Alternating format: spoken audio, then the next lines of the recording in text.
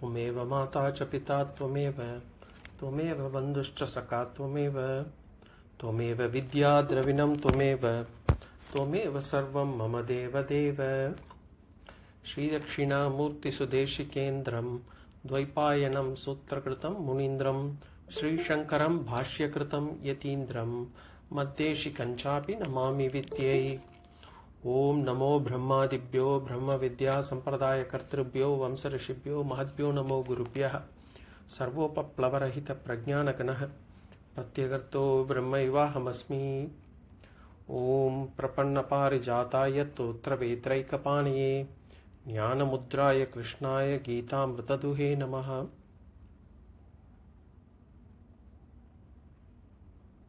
Pranams everyone. We are at the second chapter, Sloka number 69. Shri Bhagavan Uvacha Ya nisha sarvabhutanam tasyam jagarti samyami yasyam jagrati bhutani sa nisha pashyato munehe. So Bhagavan is continuing to give the Sthitha Prajna Lakshana. 69, 70, 71, 72 are all Sthitha Prajna Lakshana, these 4 slokas. And Bhagavan is concluding this chapter with these 4 slokas. So here, what we saw in the last class, the exact meaning is, Jnani is awake, for the first line, Yanisha sarva bhutanam tasyam jagarti samyami. A Jnani is awake on that which is night for Ajnanis. Yanisha sarva bhutanam, that which is night for all the Ajnanis, tasyam jagarti samyami. A Jnani is awake for that. And then the second line, yasyam jagrati bhutani sanisha pashyato munehe. That which is night for Ajnanis, a Jnani is awake. Then the second one is, to which all beings are awake. Yasyam jagrati bhutani, to which all beings are awake. Sa nisha pashyato munehe. That is night for a Jnani. And how did we have to understand this? We said we have to understand this as Dvaita and Advaita. A human being is comparable to Jnani, or Jnani is, the day is compared to Advaita. So a Jnani is awake to Advaita and asleep to Dvaita. Whereas for all other human beings, they are awake to Dvaitam and asleep to or night for, it is night for them with regards to Advaita. All of the Jivarasis, all the Ajnanis, all the ignorant people are awake to the Dvaita Tattva. We see this world as a mixture of all likes and dislikes, our mixture of our likes and dislikes. It's all the pairs of opposites are seen by us. Whereas for a Jnani, he does not see the world in the same way. It is, we saw an example in the last class about 2 people sitting and watching a waves rising from an ocean. Both of them are seeing the waves rising and setting. Waves, new wave coming up and that wave actually going down. One person sees the waves as waves. Small wave, large wave. The waves are there for a longer time. He just got a wave wisdom. But the other person, the wave is nothing but a name and form. He does not even see the ocean. He does not see the wave. He sees them as water. The water is there. It is not, the name and wave is just a name and form. And therefore one is absorbed in the non-dual Advaita. Whereas for the other one, he sees them as Dvaita, as waves separately. This wave is different from that wave, and that is all different. All the waves are different from the ocean. So that is an ignorant view, ignorant person's view. And we saw another example, which is the rope and snake. Typical example in Advaita Tattva. One person sees the snake, and because he sees the snake, he gets afraid of it. He gets lots of emotions out of it. Whereas the other person is able to see the snake. So for Jnani, the rope is bright like a day. Whereas for the Ajnani, the rope is dark like a night. Yanisha sarvabhutanam tasyam jagrati samyami. That which is night for Ajnanis. So the rope is dark like a night for Ajnanis. For the Jnani, tasyam jagrati samyami. The Jnani is awake to the concept that is rope. Yasyam jagrati bhutani. For the Ajnani, the snake is bright as a day. He is able to clearly see the snake. Sa nisha pashyato munehe. Whereas for the Jnani, the snake is as dark as a night. And as I said, Ajnanis will get emotions like fear on seeing the snake. Jnani does not run away.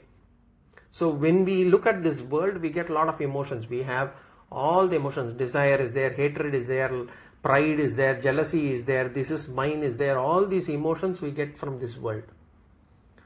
Whereas for Jnani, he does not get any such emotions when looking at the world.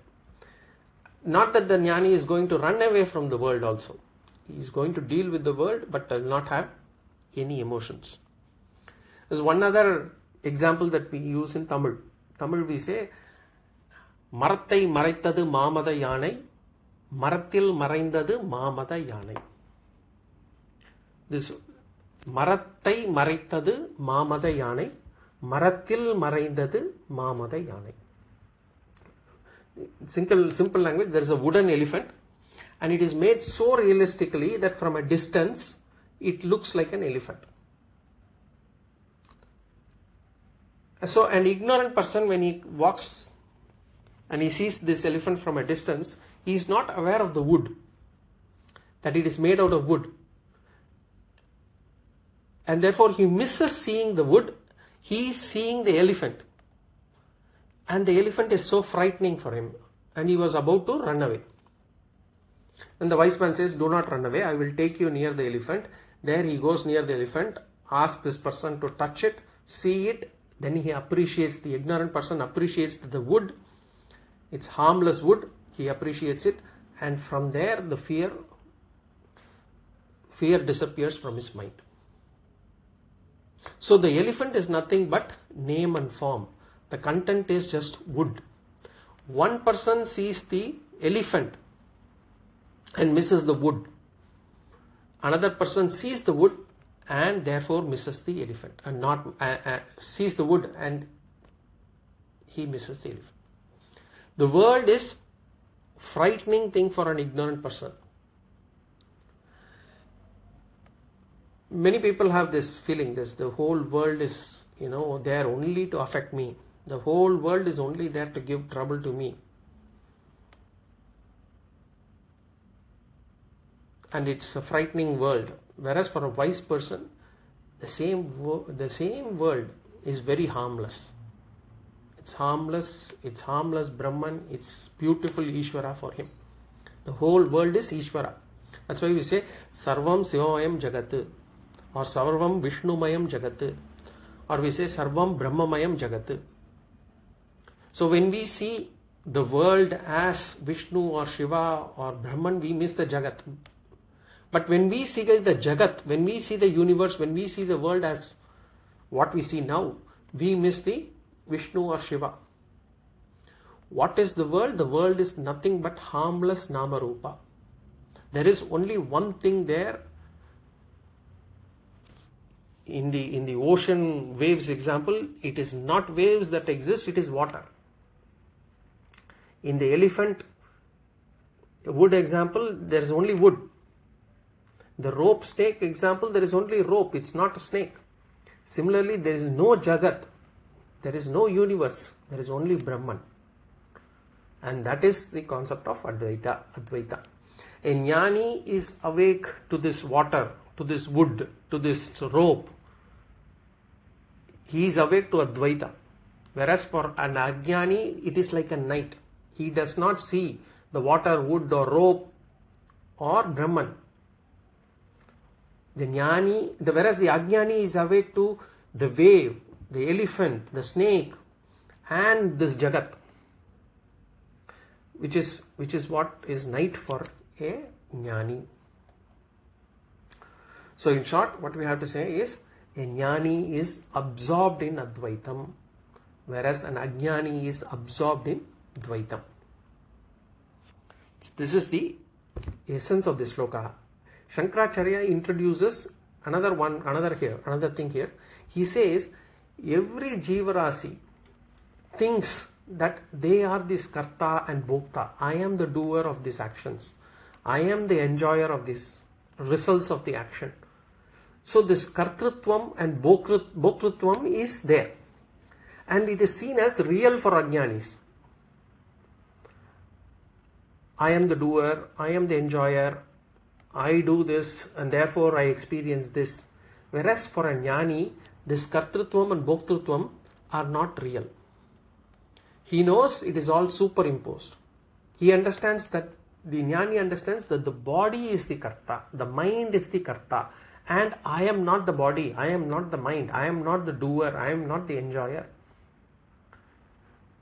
The Ajnanis do not have this knowledge. And therefore, because the Jnani is able to understand that this body and the mind are the doers and the enjoyers,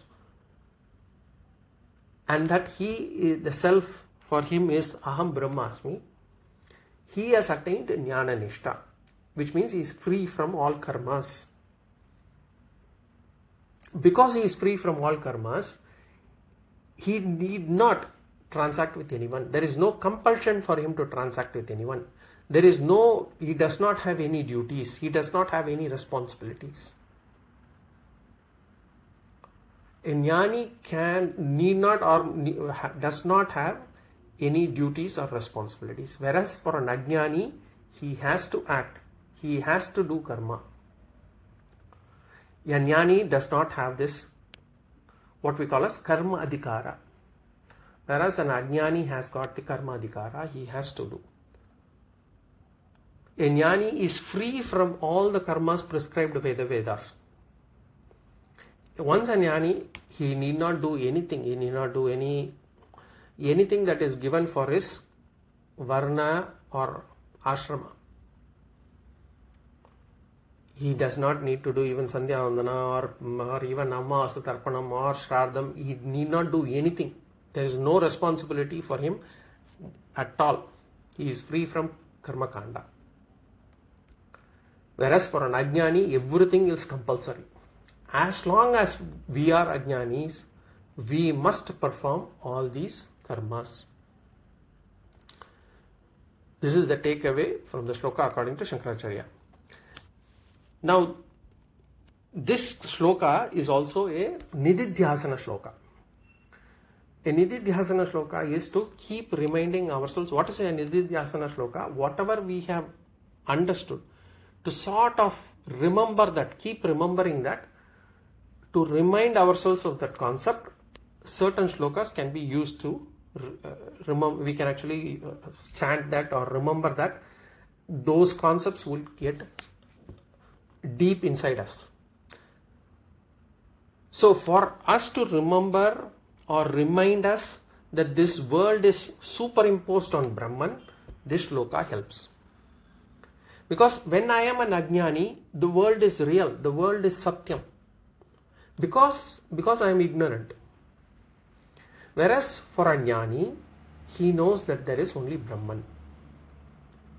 It is not that he does not see the world, he also sees the world. And he knows it is not real. And he will not give much importance. What is the reason for our samsara? We are in samsara. What is the reason for us in samsara? To be in samsara. Not that the world is visible and therefore this visible world, because the world is visible to us, That is not the cause for our samsara. The cause for our samsara is the fact that we think that this world is true. The world is satyam. The world is nityam. That is the reason for us to be in samsara. It is not that the words that are spoken to us or about us, that gives us samsara. Not that the words spoken to us gives us samsara. But the reality that we give to the words that are spoken to us, the reality that we give to the words spoken about us, that is what is the cause for samsara.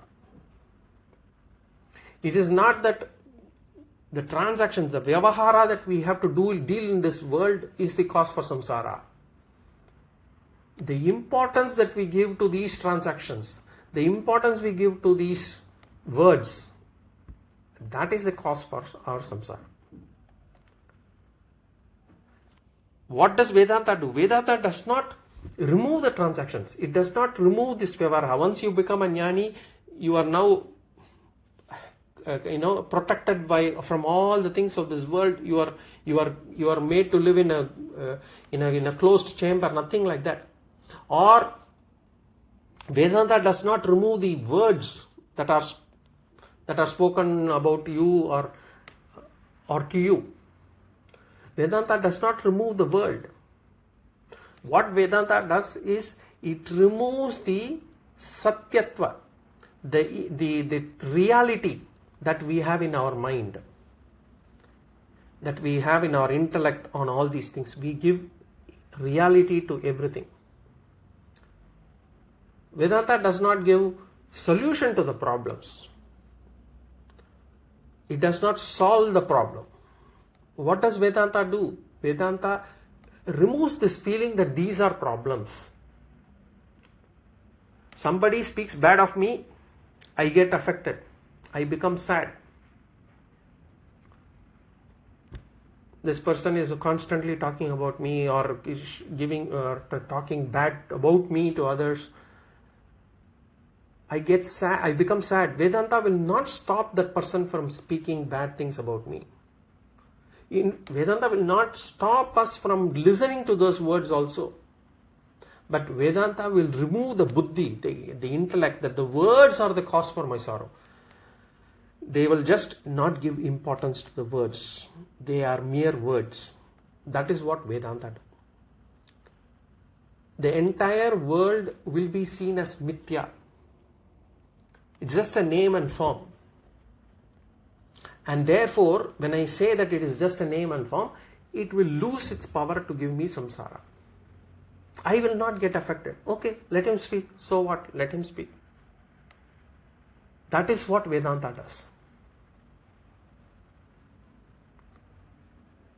This world will be available to the jnani also. The same world is available to the jnani also. But it will not be giving samsara to the jnani. What is samsara? The samsara is basically the emotions of, the sorrow, dukkham, desire, raga, desham, madam, matsaryam, jealousy, pride. That is samsara. Whereas the same world does not give any samsara for a jnani. So both jnani and ajnani face the same world. It's not that the jnani will go into a special world. So it's not that in Advaita at least we don't say that moksha is after death. Moksha is in this lifetime itself. And once you get moksha, it is not that you are going to face a special world. It is going to be, which is all going to be fine. It's all like heaven, all flowers blossoming. There is all peace and happiness and calmness around. It's not that way. It's the same world. The world is going to be the same. It's not going to change. The world cannot be changed. People are going to be the same. Because Vedanta does not attempt to change the world. Why? Because it is impractical. I cannot change the world. Vedanta does not attempt to change the people around also. Just because he is jnani, he will have only people around him who are all very nice to him. Nothing like that. Because it is impractical. Vedanta's attempt is only to change the way I look at the world. the way I look at people, the way I respond to situations. Since a Vedantin never accomplished any worldly changes, the world is going to be same. It's the same world, it's the same corrupt world with lots of problems. There are going to be cheating people, lying people, misbehaving people, insulting people. All these people would be the same for Jnanis also. And everybody thinks that only they are the victims, others are not victims. And everybody says that people around me are lying, cheating, misbehaving. Everybody feels the same. It is no different for a Jnani also to, if he wants to look at it the same way. The Jnani and the Ajnani, they are living in the same world, but the way they look at the world is different. It is as different as day and night. What one sees as day, other one sees as night. What one sees as night, the other one sees it as day. A Jnani is absorbed in Advaita, whereas an Ajnani is absorbed in Dvaita. A Jnani sees immortality everywhere. He does not see the world as problems. Whereas an Ajnani sees the world as, he sees mortality everywhere. He sees the world as a lot of problems. That is the essence of this sloka. It's a Nididhyasana sloka. Now we will go to sloka number 70. Here the meter changes. Apuryamanam achala pratishtam samudramapah pravishanti yadvat tadvat kamayam pravishanti sarve sashantimapnoti na kamakami. Apuryamanam achala pratishtam samudramapah pravishanti yadvat tadvat kamayam pravishanti sarve sashantimapnoti na kamakami. So in this sloka also, Bhagavan is giving an example and saying that Jnani does not have any desire. The essence of this sloka is moksha is only for a person who gives up desires. And Bhagavan explains through an example. Now, where have we learnt that moksha is only for a person who has given up desires? We had already seen in sloka number 55. In the same chapter, sloka number 55, if you see, Prajahati yada kaman sarvaṃ partha manogatan atmanyeva atmana tushtaha sthita prajñas taduchyate. Prajahati yada kaman. When one gives up all the desires, we saw that Prajahati yada kaman. The same thing Bhagavan is explaining here. He says moksha is for a person only who gives up desires. So we can see this sloka in two ways. One, because this is Sthitha Prajna Lakshana sloka, we can say a Sthitha Prajna does not have any desires in his mind. And therefore he is Jnana Nishta. That is one way to look at it. The other way is Jnana Nishta is possible only for a person who does not have any desires. So either we can take it as a Lakshana or Sadhana. A Sthitha Prajna's Lakshana is a Sadhaka's Sadhana. So let us go into the sloka. Apuryamanam achalam pratishtam samudram apah pravishanti yadvat. We'll take the second part. Samudram apah pravishanti yadvat. Samudram. Samudram means we know your ocean. Ocean is being taken as an example. And what is it being compared to? Or who is it being compared to? Ocean is compared to a Sthitha Prajna. Ocean is compared to a Sthitha Prajna. And what happens in an ocean? in an ocean, variety of rivers enter the ocean. Varieties of rivers. There are dirty rivers, there are clean rivers, there are holy rivers. All sorts of rivers enter the ocean and merge into it. Each of these rivers are compared to desires. So the rivers are compared to the desires. Samudram apaha. Apaha means water. And here it is compared to all the vishayas, experiences, desires. So what happens when various types of desires enter the ocean? So a holy river like Ganga enters the ocean. A very dirty, polluted river or polluted by waste from the industries, they also enter the ocean. What happens when they enter the ocean? Both the rivers, they lose their swabhava. They become ocean swarupa. Once it enters the ocean, you cannot say this is from Ganga, this water is from Ganga, this water is from that. Once it enters, it loses its individuality, it loses its swabhava, it becomes ocean swabhava. When Ganga enters the ocean, it does not retain the purity and holiness.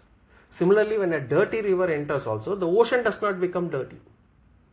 In the same way, when various sense objects, various vishayas, the various experience and desires enters a jnani's mind,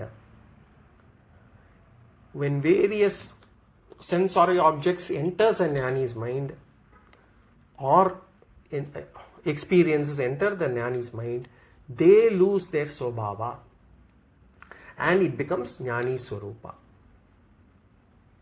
That's what it says. Apuryamanam achala pratishtam. Apuryamanam. Apuryamanam means full, ever full. It is filled in all directions.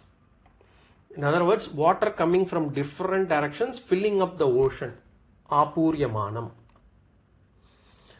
Apuryamanam means it's filled from all directions. So which means what? It ever remains undisturbed by the arrival or non-arrival or departure. Whether river enters or not, whether there is evaporation or not, you can always say the ocean is full of water. Ocean is full of water. And how is this ocean? Achala pratishtam. Achalam pratishtam. Achalam means unmoved. Pratishtam means remains fixed.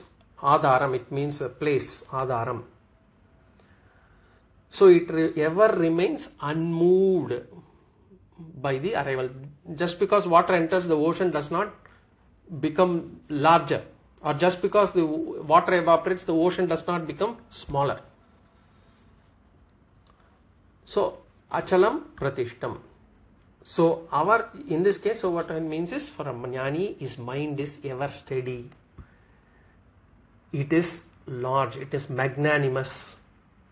For a jnani's mind is always at peace. It is always full. It is always undisturbed. It is always contented. A jnani's mind is compared to an ocean, samudram. So, taking water from all directions, unmoving, without any boundaries. Such an ocean, samudram apah pravishanti. Apah pravishanti. So, apah is all rivers or water. Varieties of river enter the ocean. Yadvat. Yadvat means just as. So, just as we have to put in the front. Just as all varieties of waters enter the ocean. So, varieties of water with various nama rupa, they enter the ocean. And when they enter the ocean, what happens? They lose their name and form. Ganga loses its name and form. A dirty river loses its name and form. So this is the first line. Now the second line. Tadvat kama yam pravishanti sarve. Tadvat, in the same manner. Sarve kama. Sarve kamaha. Tadvat kama yap pravishanti sarve. Sarve kama. Sarve kama means all sense objects, all desires, all our experiences. Pravishanti yam. Pravishanti yam means, pravishanti means enter. Yam means him. It enters him. The world of sense objects, they enter. All this Shabda, Sparsha, Rupa, Rasa, Gandha, all kinds of experiences enter a Jnani's mind. Which means what? Some people glorify the Jnani, some people criticize the Jnani. All of them enters his mind. And samsara, the biggest samsara for us is the words we hear, or the words we think that are spoken against us by people around. That is the biggest cause for samsara. We do not forget what was said to us 10 years ago, 20 years ago, what has irritated us, what has upset us, what has frustrated us, what has made us angry. We don't want to forget them. That is the biggest cause for our samsara, for us to remain in samsara. So, Jnani also gets all these experiences and it enters him. Pravishanti yam. What happens to him? What happens to them? So, Yadvat, we saw that. What happens to the water when it enters an ocean? What happens to the rivers when they enter the ocean? The same thing happens to the words and to the experiences when they enter a Jnani's mind. Just as the various rivers lose their svabhava when they enter the ocean, in the same manner, the sensory experience lose their svabhava when they enter the Jnani.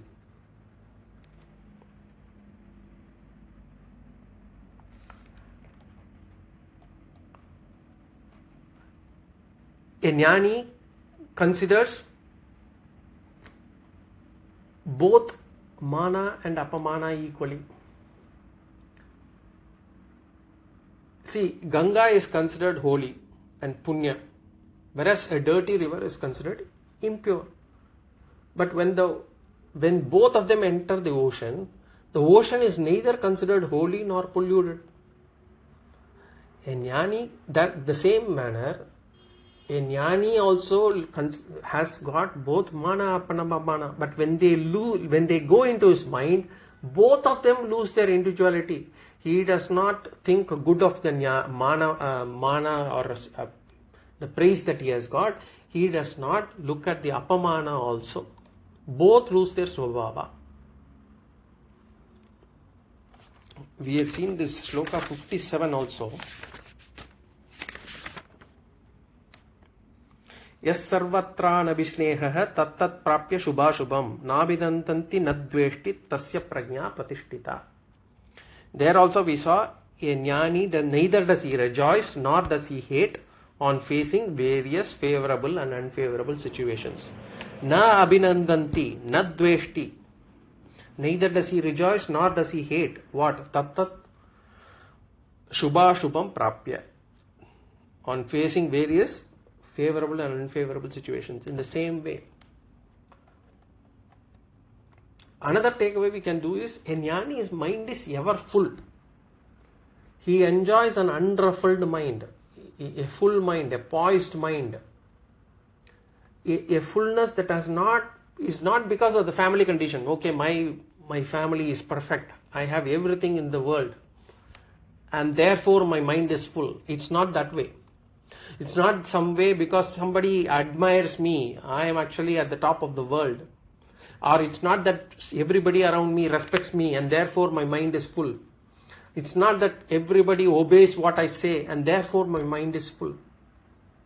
A Jnani has a full mind, a poised mind, an unruffled mind because of his knowledge.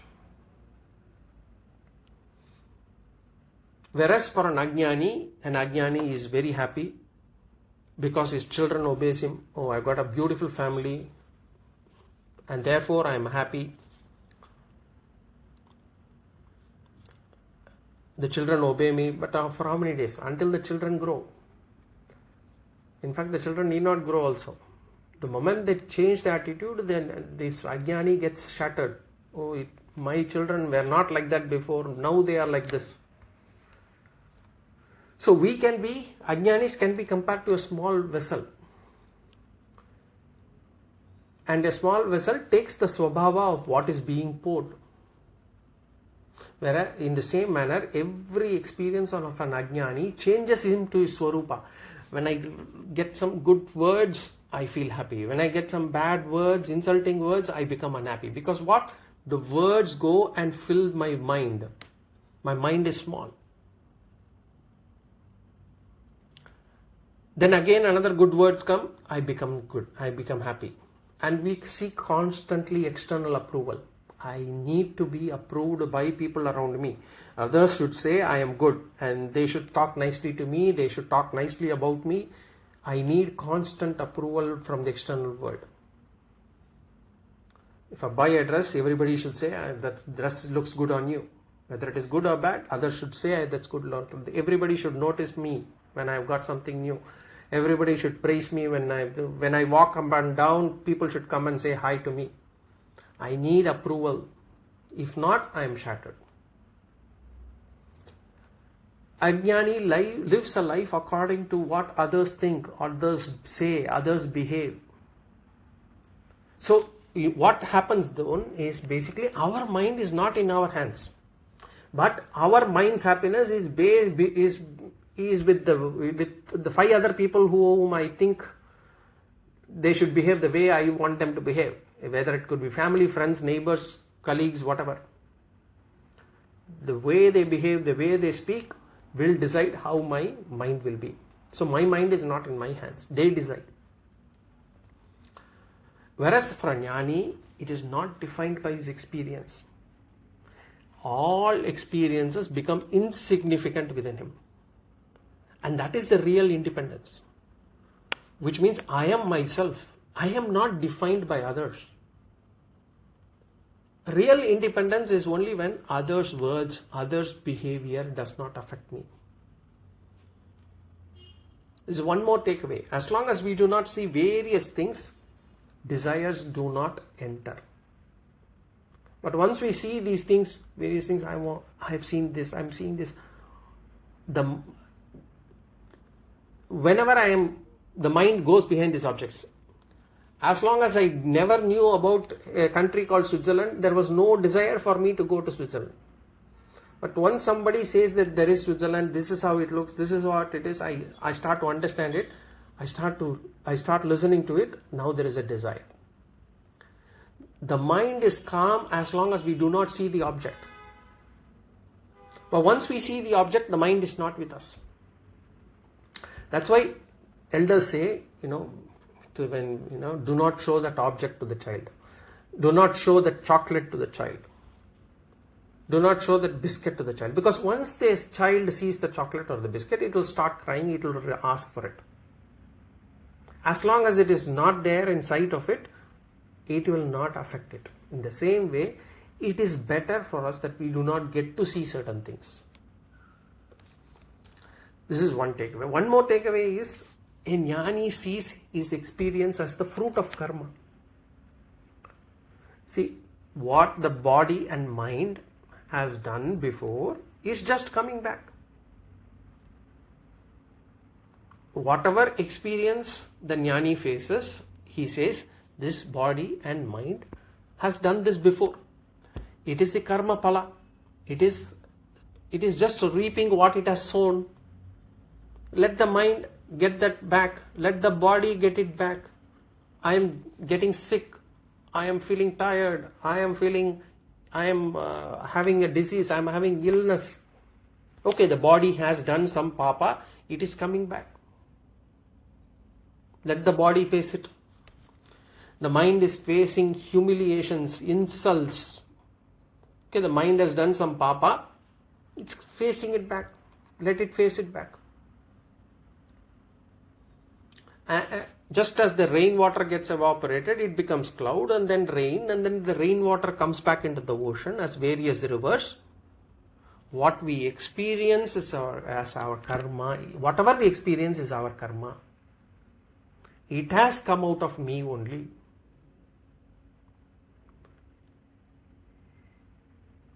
This is the Sthitha Prajna Lakshana. Now Bhagavan is concluding this sloka. He says, Sashantim apnoti na kama kami. Saha apnoti kashantim. When I do not get affected by whatever experience I face, what do? Apnoti shantim. That person attains peace. He attains peace. He attains moksha. Who does not attain peace? Who does not attain peace? Na kama kami. Bhagavan says, na kama kami. Not the seeker of sensory objects. In other words, not the ignorant person. There are two kama kami. The first one denotes the sense objects. The second one denotes the desires. So kama kami means desirer of sensory objects.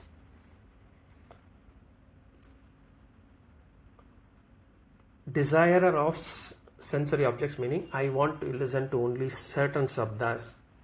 I want to experience only certain sparsham. I want to see only certain rupam. I want to taste only certain rasam. Sabda, sparsha, rupa, rasa, gandha, whatever sensory pleasures that I am getting, I have the desire. For that person, na apnoti shantim. An ignorant person, a seeker of sense objects, he does not attain peace. That is this sloka is worth remembering. And why it is worth remembering is after some time we will get a doubt. Whether I am a Jnani or an Ajnani. I have been listening to Gita classes for so long. Whether I am a Jnani or an Ajnani. How to ascertain this? Just we should listen to this. Apuryamana machalam pratishtam samudramapah pravishanti sarva yadvat tadvat kamayah pravishanti sarve sashanti mapnoti na kama kami. Have I been able to take everything in my stride? Have I been able to take my insults and humiliations and praises? Do I in the same manner? When somebody flatters us, we'll have to look at our mind. Does it flutter?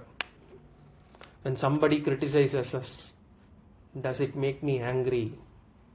Does it make me upset? This is one litmus test to know where we stand. If the fluttering has gone down, if the upset has gone down, the anger has come down, I am going in the right direction. Suppose if we start justifying the way we react, I am angry because that person is like that. How can that person? That means we are going away from the spiritual path. So we will know. So this is a litmus test sloka. That's sloka number 70. Now we will go to sloka number 71. Vihaya kamanya sarvaṃ. Okay, this. Vihaya kamanya sarvaṃ pumam sharati nisprihah nirmamo nirahankarah sashantim adhigacchati. Vihaya kamanya sarvaṃ pumam sharati nisprihah nirmamo nirahankarah sashantim adhigacchati. Actually, Bhagavan is concluding Sthitha Prajna Lakshana in this sloka. In the next sloka, he is giving the greatness and the benefit of this jnana. For Sthitha Prajna Lakshana, Bhagavan had given Sthitha Prajna is one who had given up all desires completely from the mind. We had already seen that. When we say all desires, it was only those desires that are binding desires. Unbinding desires are still fine. I would like to have a coffee. If I don't get coffee, it's fine. Then it is unbinding desire. And unbinding desires also, desires have to be sattvic desires. Okay. But anyway, having given up all desires completely from the mind, even rajasic desires, as long as you do, it's not binding, it's fine. Now, Bhagavan is saying, Sthitha Prajna is one who had given up all desires. The same idea is again conveyed in this sloka also. Vihaya kaman yas sarvaṃ pumam charati nisprihah. Vihaya kaman yaha sarvaṃ. Yaha vihaya. Yaha means one who, vihaya, having given up, one who having given up what? Given up, vihaya is same as prajahati yada kaman. So, prajahati, vihaya is the same meaning, given up. What? Again Bhagavan says, sarvaṃ kaman. Again and again Bhagavan repeats this. Keeps repeating multiple times. He will come back. The third chapter he will entire section about desires. Desires. Sarvaṃ kaman. All sense objects. Bhagavan is not giving any exceptions here. Bhagavan says all desires have to be renounced. Some people may want to barter with Bhagavan, I don't have any desire at all, just one or two desires. Just that, after retirement I should be happy, or after, just my daughter should get married, just my son needs to get into that particular university. Just one or two desires. It's like saying I will remove all the mosquitoes from the room, except 2 or 3. The 2 or 3 is enough to spoil the sleep. In the same way, the 2 or 3 desires are enough to bring us down. Bhagavan does not give any exception. It says, Yaha vihaya sarvaṃ kaman puman saha charati nisprihah. Saha puman. That person. Saha puman means that person. In this case, a jnani. Saha puman. How does he behave? Charati nisprihah. Charati means moves. He leads his life. How does he lead his life? How does he move in this world? Nisprihah. Nisprihah means without any craving. With full dispassion. Without any craving. We have to understand this clearly, which means it does not mean that a jnani does not deal with sensory objects. A jnani will deal with sensory objects that are necessary for life. But even on those things that he uses or that he comes across, he will not have any attachment. Remember when we said renounce all desires, we already split the desires into binding and non-binding. So when a jnani renounces desires,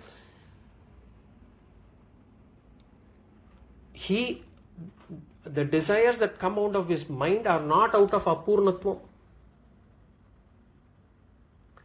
He has renounced only desires that are binding, not the desires that are non-binding. For example, when we give something to someone, there could be 2 reasons why we give something to someone. One, because we expect something in return from that person, and therefore we give this person. I want to give it now so that I know that he will do it, he will return it in some other manner that I want at a later date. So I want to give it. Or we are just happy to give it to the other person. Similarly, a desire also can come into our mind out of discontentment. I am having this desire because otherwise I feel unfulfilled. And therefore this desire is there in my mind. Or the desire could come out of contentment also. For example, if Shankaracharya had not desired, if he had not desired to write bhashyams on Bhagavad Gita and Upanishads, we would not have got this knowledge.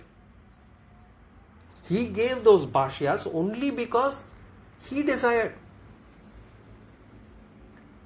So how do we need to understand this desire? Shankaracharya was not having contentment, and therefore he wrote this bhashya, because only after rewriting this bhashya he would feel contented. No, that's not how it is.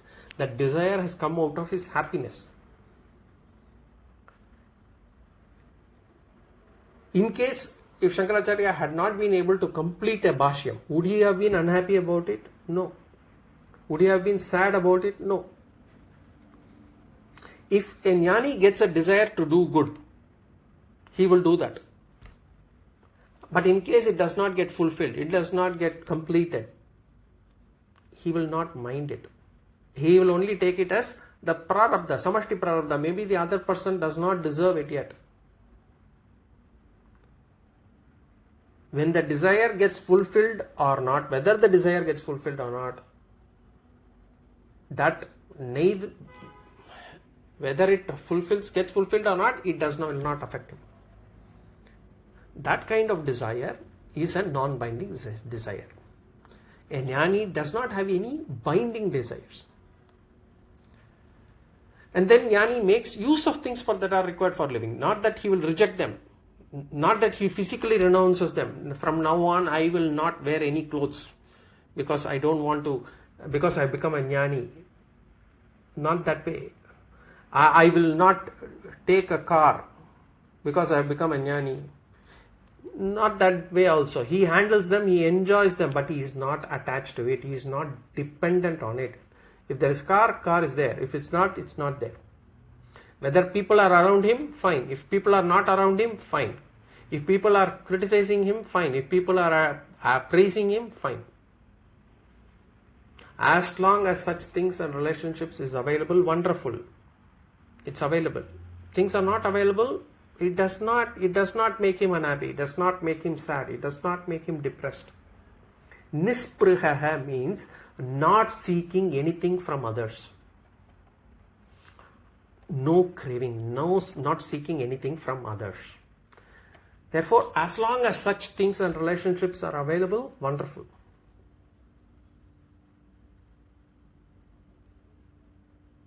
Once there's in the story, once a sannyasi had a small pillow.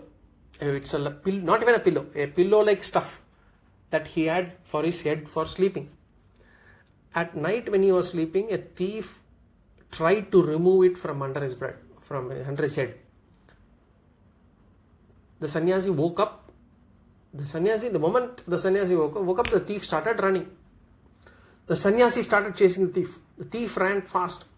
The sannyasi was not willing to give up the chase. He finally caught up to the thief and he handed over the pillow. That is the height of renunciation. The sense not getting attached to anything. Nisprihaha means not seeking anything from others, not getting attached to anything, even if it is required for daily living. Jivanamatram, even for that, a jnani will not get attached to certain things. Why? Because we'll see this. We'll see this in the third chapter also again, how a jnani does not get attached to all these things. Even for Jivanamatram. Generally, what do we say? We say, I need basic things. And the basic things for us will include certain comforts also. For sure. And if I must lose anything for it, we'll say, anything above these basic things, I am willing to lose. For a jnani, there is no attachment even to the basic things. Not that he will not use it when it is available. He will. But he will not get attached to it. Giving up the dependence on sense objects. Giving up the dependence on people. And with total detachment, a jnani moves in this world. So first line. Second line, nirmamo nirahankaraha. Nirmamo, without the notion of mine. A jnani does not take anything in this world to be mine. This is mine. For an ajnani wants to claim ownership even on the things that are held by others. Whereas for a jnani, he does not claim ownership, even on things that are required for his own living. That's why we say a jnani does not have any thief. Why? The concept of stealing can arise only when someone takes things which belong to you. Nobody can steal jnani's things because a jnani does not have anything. A jnani does not consider anything is his. So there can be no thief for a jnani. What we have to remember is, for us, how do we have to take it? For us, everything belongs to Ishvara. When we say nirmamo, everything belongs to Ishvara. Ishvara has given us all these things. Ishvara has given us for our use. The money, the house, the car, whatever, the comforts, the people, the family, the job, everything Ishvara has given me. He has given me for using these things in the world. I am only for this temporary purpose, in this life only. We should have this attitude. I am only a trustee. We need not tell this to the outside world. We need not tell that this money is only Ishvara's. We need not go around tell this, but we should have this in our mind. Even the house that I own is only on the paper. If the paper changes, the ownership also changes. Even this physical body cannot be owned by me, because whenever the nature decides, the nature takes back this body. It's not that I decide to say, okay, you nature, you can have this body now, I have used it. It doesn't work that way. When I cannot even claim my own body, how can I claim these things around me? And how do I know when I have attachment on them? How much attachment? When I start losing them, when I think about that they will be lost, that's enough for me to know how much of attachment I have. The attitude that we should have is, I am not the owner. I am just a trustee of things that have been given to me by Ishvara for me to use this judiciously, for me to actually spiritually grow, for me to do dharma. That is the mindset that we should have. Nirmamo. Nirahankaraha. We will see that in the next class. Any questions or comments? Otherwise, we will see in the next class. Om Purnamada Purnamidam Purnat Purnamudachyate Purnasya Purnamadaya Purnameva Vashishyate. Om Shanti Shanti Shanti. Harihi Om Shri Gurubhyo Namaha. Harihi Om Shri Gurubhyo